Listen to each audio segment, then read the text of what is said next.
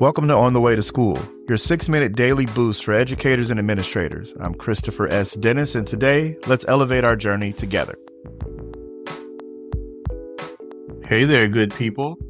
This is not an On the Way to School. This is a On the Way home from school, technically, because I'm recording it after I got home. It was rough this morning, folks. It's the Monday of daylight savings, and that hour I lost would have been the hour I would have got ready to record. And so here you are, you're getting on the back end.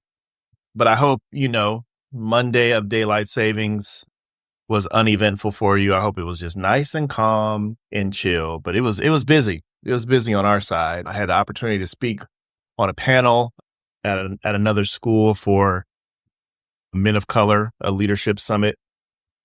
Kudos go out to Justin and Norman over at Polytechnic who put that together, and my fellow panelists. That was great.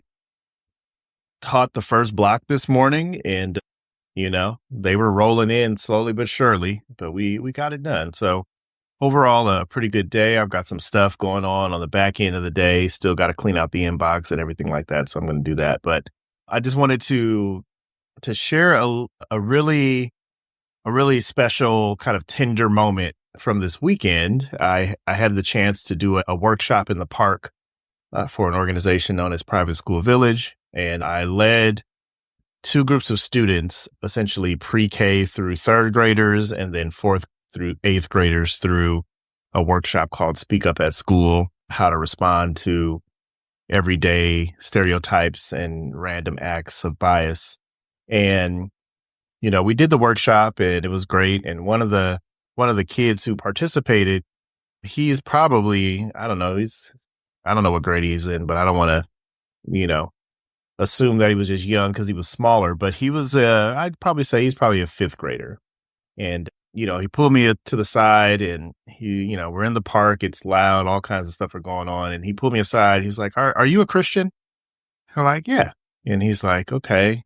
He's like, well, when we were talking about stereotypes and, he just kind of started, sharing with me that he clearly connected with the information, but he essentially went on to share that from his own understanding of faith and Christianity, he was having trouble processing how to be an ally, an advocate for members of the LGBTQ community.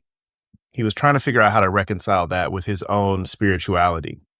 And, I said, hey, I can give you one person's perspective, and all I am is one person. I said, but the way my God is set up, my job is to love. My job is to love people. And that's my only responsibility, is to show them love. Like, I don't know where my best friends are going to come from. And I don't care who they're attracted to. My job is to love them. In that, I can't pass judgment on anybody for anything. So it's not my job to do anything beyond loving, because I wanted to make sure that I was not repositioning gender identity, expression, sexual attraction, anything. I didn't want to position anything that would affirm any assumptions that someone being born is any type of sin or bad thing. So I wanted to make sure I was very delicate about how I was listening and how I was responding. But also I said, you can pray about these things. You can talk to your family about these things. You can talk to your pastor about these things. And, I just kind of heard him out. And, he was like, well, how do you know your prayers are being answered? And I was like, whoa, okay, we're getting into a whole new space right now. And it was just a really beautiful conversation to be able to have with a young person who genuinely was asking. And it just showed me that our students and our young people have to be in such the best. We have to have the best care around them, because this was not a school setting. This was a voluntary question that he asked because he's a curious kid. He's inquiring. And it was a responsibility that I had to make sure I slowed down and listened to him. There was a line of people behind him, parents and everybody asking questions or just wanting to ask more questions. But he took the time to ask the questions of his heart. And, I told him, I said, hey, sometimes God will answer you 6 years later. I said, but sometimes it's that inner monologue in your head. And if you start to wonder things or ask questions and the answers start to come faster than you can finish thinking the question. For me, that's how God talks to me. It's like I know the right thing to do. I know right from wrong.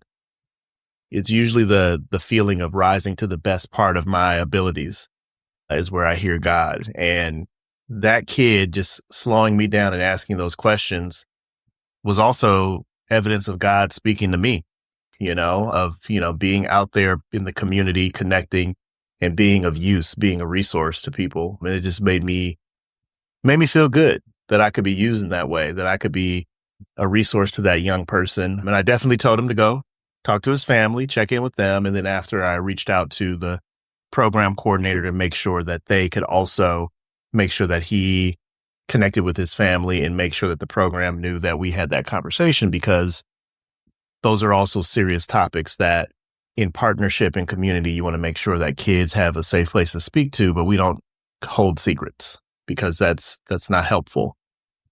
So it was just a tender moment that I had, and it just inspires me to keep doing the work, because that's why we do it. We don't do it because of a